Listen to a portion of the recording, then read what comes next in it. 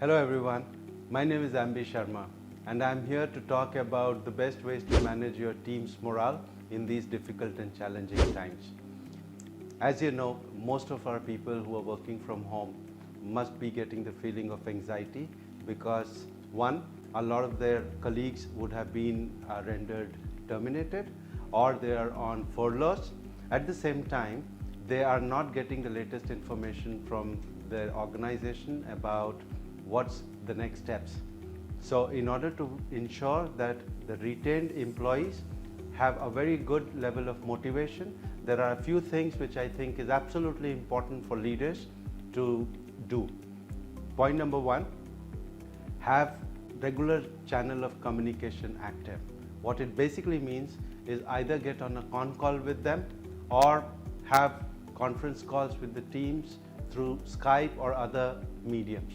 This will ensure that your team is fully aware of not only the expectations which the management has from them, but also they are very clear on their goals on an ongoing basis. Plus, one very important thing which these conference calls do is give them a sense of professional community, which they missed, by the way. Because they are not able to come to work and meet with their colleagues, when you have them on one conference call, they get to interact with their colleagues as a professional community, and that adds a lot to their motivation. Second important point is to empower your team.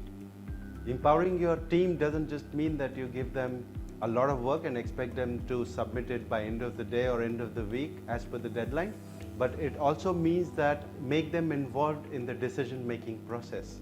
We must always remember that when our teams are involved in the decision-making process, the solutions which come out have their full commitment.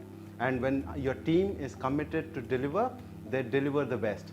So ensure that you involve them by empowering them into your day-to-day business. Make them their own bosses within the scope of the job descriptions, and this will give you better results. Another important point is about the feeling of sense of belonging.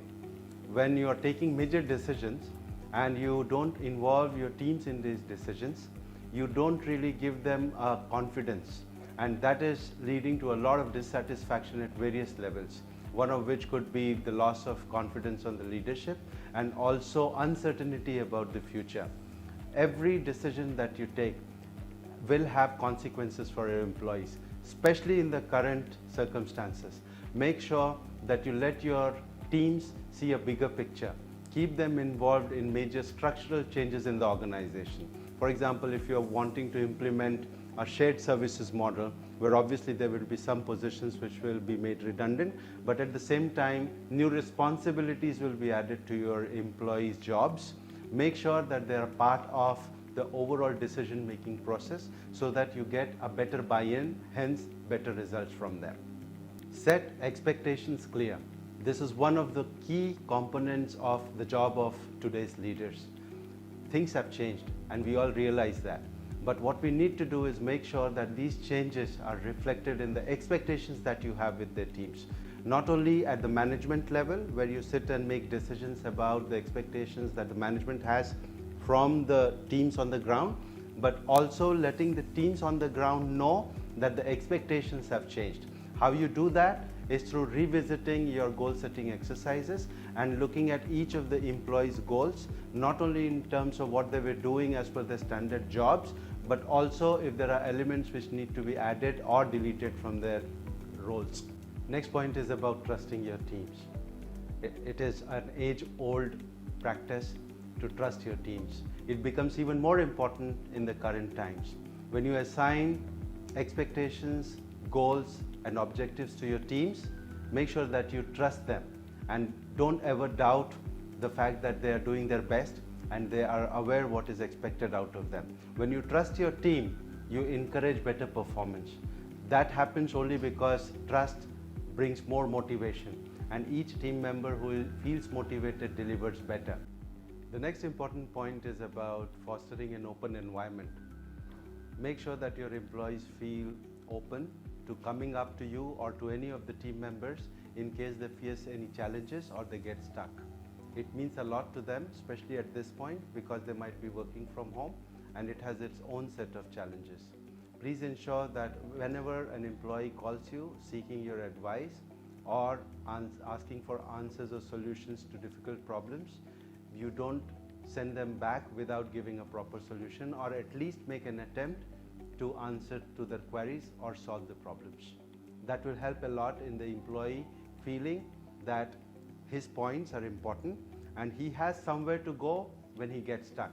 This brings me to my last point, and that is absolutely the key for ensuring that your employees are feeling well taken care of and motivated at the same time, and that is compassion. Be compassionate. Your employees are going through very tough times, more than you can imagine in some cases. Many people have very difficult situations back home. Many people have issues related to the elderly and the sick in the family. Many have needs regarding child care, and they are not in the same frame of mind.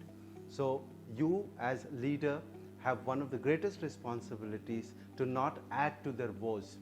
The fact that they are working as a team and they report to you doesn't mean that you have the right to ignore the rest of the things that is going on in their life.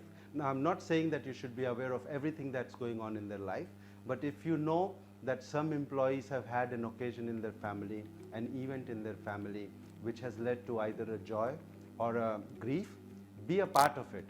At least take the time to wish an employee a happy birthday, wish an employee happy Father's Day, and this will go a long way in ensuring that your employees feel that no matter how challenging the times is, you as a leader are compassionate, and that will add a lot to the way they look at you as a leader and to your organization.